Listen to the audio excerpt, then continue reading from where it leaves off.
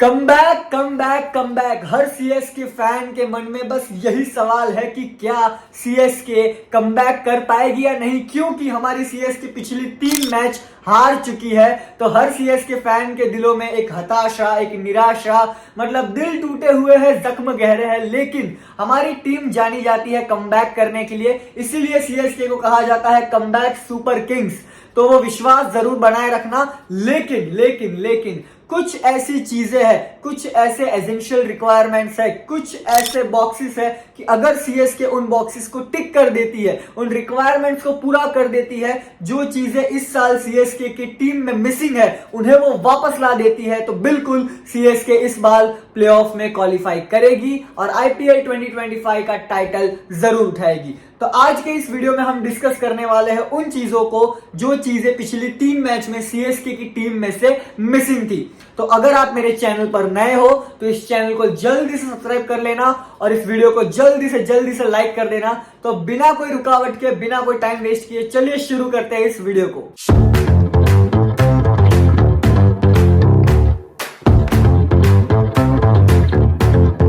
Cricket एक ऐसा sport है जहां पे आपको 11 खिलाड़ियों की जरूरत मैच को जीतने के लिए पूरा टीम एफर्ट लगता है, पूरी टीम की मेहनत लगती है, और वही चीज इस साल सीएसके में कहीं ना कहीं मिसिंग है। और सबसे पहली वजह उसकी ये है कि भाई हमारा टॉप बैटिंग ऑर्डर कोलैप्स, यानी कि हमारी जो टॉप 3 बैटर है, ऋतुराज गायकवाड़, रचिन रविंद्र और डेविन कॉनवे को हालांकि पिछले ही मैच से ऐड किया गया है सीएसके स्क्वाड में, लेकिन रचिन रविंद्र और ऋतुराज गायकवाड़ के फॉर्म पर सवाल उठाए जा रहे हैं। हालांकि रचिन रविंद्र ने तो 2 मैचेस में काफी अच्छे स्कोर किए, लेकिन अगर बात करें ऋतुराज गायकवाड़ की, so except for the first match जो हमने मुंबई इंडियंस के सामने खेली, उस मैच को अगर हटा दिया जाए तो पिछले 3 मैचेस में ऋतुराज गायकवाड़ नहीं दिखे अपने रंग में, नहीं दिखे अपने वो वाले फॉर्म में जो ऋतुराज गायकवाड़ जाने जाते हैं। तो अगर ये टॉप बैटिंग ऑर्डर अपनी जिम्मेदारी ढंग से उठाए, अपने आप को थोड़ा बैक करे और थोड़ी सी डिफेंसिव क्रिकेट को हटाकर थोड़ा अटैक करने की सोचे या पावर प्ले को अच्छे से यूटिलाइज करने की सोचे, तो हाँ, सीएसके के पास वो स्ट्रेंथ है बैटिंग में। क्योंकि मिडिल ऑर्डर पर उतना प्रेशर आ जाता है जब टॉप ऑर्डर परफॉर्म नहीं करता। ठीक है, हम पावर प्ले में ऐसे विकेट्स दे देते हैं जैसे हम सामने वाली टीम को विकेट्स गिफ्ट कर रहे हो, और वो चीजें हमें रोकनी होगी। हमारे टॉप ऑर्डर बैटर्स को रन बनाने होंगे। रचिन रविंद्र, ऋतुराज गायकवाड़ और डेविन कॉनवे तीनों को मिलकर एटलीस्ट पावर प्ले में 60 to 65 रन स्कोर करने होंगे और कम से कम विकेट्स देनी होगी। ठीक है, सबसे पहले तो पावर प्ले में इतनी ज्यादा विकेट्स चली जाती है कि भाई मिडिल ऑर्डर के बैटर्स जो 11-12 ओवर में आने चाहिए वो आ जाते हैं 7-8 ओवर में, और हमारे पास इस साल मिडिल ऑर्डर उतना स्ट्रांग नहीं है, ये हमें मानना पड़ेगा। बिकॉज एक्सेप्ट महेंद्र सिंह धोनी हमारे पास कोई भी ऐसा रिलायबल फिनिशर नहीं है जिसे हम ये ट्रस्ट कर सके कि हाँ भाई वो 30-40 रन एक्स्ट्रा हमारी टीम के लिए जोड़ के देगा। तो टॉप ऑर्डर के ऊपर ये जिम्मेदारी है कि वो एक अच्छी पावर प्ले को यूटिलाइज करे, वहां पे अच्छी बैटिंग करे, अच्छा स्कोर खड़ा करे, ताकि उनके बाद आने वाले बल्लेबाज उस स्कोर को आगे बढ़ा सके, उस बेस को, स्ट्रॉन्ग बेस को एक बड़े स्कोर की तरफ ले जा सके। बात करें अगर फील्डिंग की, तो इस साल सबसे ज्यादा कैचेस छोड़ने वाली जो टीम्स है वो लिस्ट में सीएसके नंबर 1 पर है, जो मेरे और मेरे सारे सीएसके फैंस की समझ से परे है कि भाई सीएसके जैसी टीम फील्डिंग में इतनी खराब कैसे हो सकती है। मतलब हर मैच में हम मिनिमम 1 या 2 कैच तो छोड़ते ही छोड़ते। अब हम ये सोचते हैं कि भाई कोई बैटिंग से कोई हमारा प्लेयर हमें मैच जिता दे, कोई बॉलिंग अच्छी करके हमें मैच जिता दे, लेकिन अगर उस टीम की फील्डिंग ही खराब है तो आप कुछ भी कर लो, वो रन्स जाएंगे ही जाएंगे। जिस मोमेंट पे एक बैटर को आउट होना होता है, ठीक है, अगर उस मोमेंट पे वो बैटर आउट नहीं हुआ, आपकी मिस फील्डिंग की वजह से अगर और ज्यादा रन्स गए, तो वो पूरा खामियाजा एक टीम को भुगतना पड़ता है, जो सीएसके पिछले 3 मैचों से भुगतती आ रही है।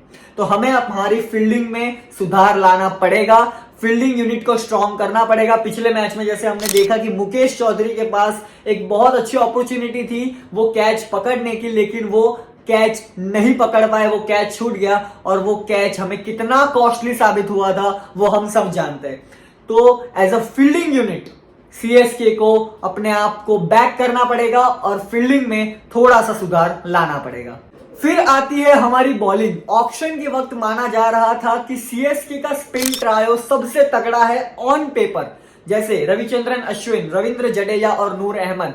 लेकिन 4 मैचों के बाद अगर ये कहूं मैं तो ये गलत नहीं होगा कि अगर हम नूर अहमद को साइड हटा दे तो रविंद्र जडेजा और रविचंद्रन अश्विन, हम ये रियलिटी एक्सेप्ट नहीं कर सकते कि उन दोनों ने मिलकर सीएसके के लिए उतनी विकेट्स नहीं ली जितनी सीएसके के स्पिनर्स यूजुअली लिया करते थे। और लास्ट मैच में जो हमने विटनेस किया है वो मतलब काफी शॉकिंग था कि जो 3 स्पिनर्स हमारे जो 12 ओवर्स कंप्लीट करते हैं, 4 नूर के, 4 जड्डू के, 4 अश्विन के, जो पिछली मैच में कंप्लीट ही नहीं हुए। बिकॉज रविचंद्रन अश्विन अपनी जो ओरिजिनल बॉलिंग है, जो माने जाते हैं जो ऑफ ब्रेक बॉलर, वो कर ही नहीं रहे। वो पता नहीं क्यों कैरम बॉल पर इतना फोकस कर रहे हैं कि भाई उनकी जो स्ट्रेंथ है वो उन्हें बैक नहीं कर रहे और उसकी वजह से उन्हें काफी मार पड़ रही है, वो काफी महंगे साबित हो रहे हैं। तो मुझे लगता है कि जो स्पिन ट्रायो हमारे पास ऑन पेपर सबसे ज्यादा स्ट्रांग था, वो थोड़ा नहीं कहूंगा, थोड़ा हद से ज्यादा वीक हो चुका है। क्योंकि अब सीएसके की team in terms off spinner सिर्फ और सिर्फ नूर अहमद पर सबसे ज्यादा रिलाय कर सकती है।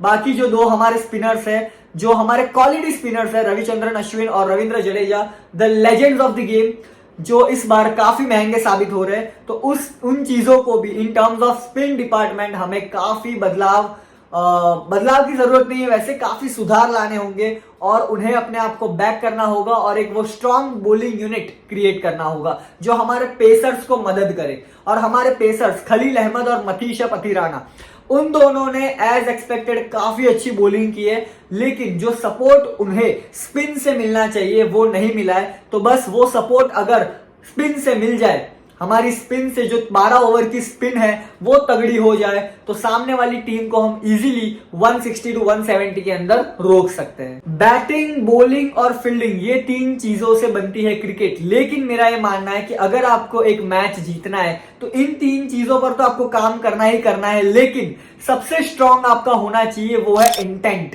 आपका माइंडसेट कि आप उस मैच को जीतना चाहते हो।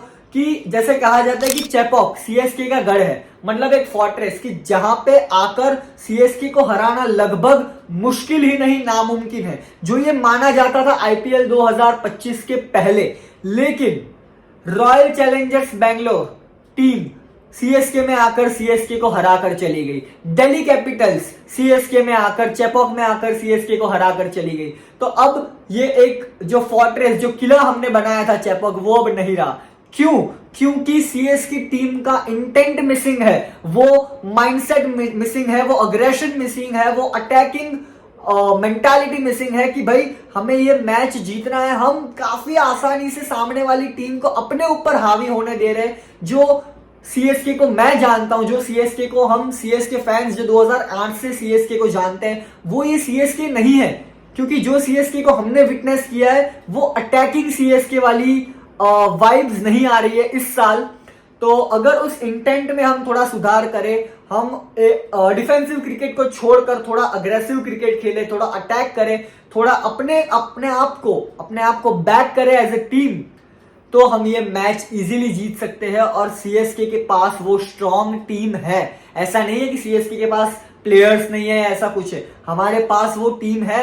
बस उस टीम को अपने आप पर विश्वास करना होगा, अपने आप पर वो बिलीफ लाना होगा कि भाई 3 मैच हार गए कोई बात नहीं, लेकिन अब आने वाले सभी मैचेस में वो इंटेंट के साथ, वो अटैकिंग माइंडसेट के साथ अगर सीएसके खेलेगी तो जरूर सीएसके को क्वालिफाई करने से और टाइटल जीतने से कोई नहीं रोक सकता। और सबसे इंपॉर्टेंट बात जो मुझे काफी शॉकिंग लगी इस साल, कि आज भी सीएसके की टीम एक 43 साल के अनकैप्ड प्लेयर यानी कि हमारे महेंद्र सिंह धोनी, हमारे थाला पर इतनी डिपेंडेंसी रखती है कि वो 20 ओवर विकेट कीपिंग भी करे, आपको विकेट्स भी लाके दे स्टंप्स के पीछे से, ठीक है, जो वो करते हैं। उन्होंने हर एक मैच में अपने आप को प्रूव किया है और ये साबित करके दिखाया कि भाई 43 इयर्स की एज में भी आज भी उनसे बेहतर विकेट कीपर वर्ल्ड क्रिकेट में अभी भी नहीं है कोई।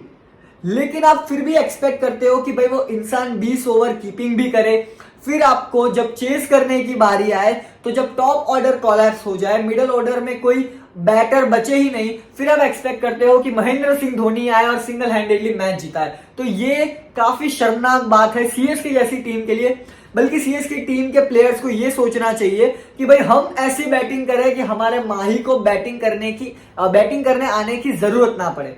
बिकॉज महेंद्र सिंह धोनी ने पिछले 17 सालों से सीएसके को बनाया, न जाने कितने मैचेस सीएसके को जिताए as a finisher, as a captain, as a batter.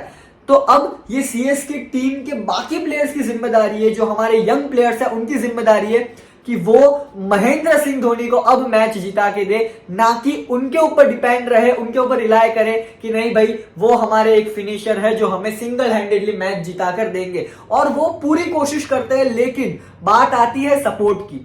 जब हम एक टीम बैटिंग करती है तो दो क्रिकेटर्स आमने सामने होते हैं, दो बैटर्स आमने सामने होते हैं, जो एक स्ट्राइक पर होता है, जो एक दूसरी तरफ नॉन स्ट्राइक पर होता है। तो दोनों का सपोर्ट होना जरूरी है, ठीक है। एक तरफ से महेंद्र सिंह धोनी अगर अपनी क्रिकेट खेल रहे तो उन्हें सामने से सपोर्ट भी चाहिए, जो नहीं मिल रहा। अब लास्ट इनिंग्स में विजय शंकर ने जो इनिंग्स खेली, no doubt it's quite appreciated, okay, but the fact is कि क्या वो T20 इनिंग्स खेली जा रही थी या टेस्ट इनिंग्स खेली जा रही थी, ये समझ में नहीं आया। आप एक्सपेक्ट करते हो कि महेंद्र सिंह धोनी हर मैच में आकर छक्के मारे, चौके मारे और मैच जिता दे, ये नहीं पॉसिबल।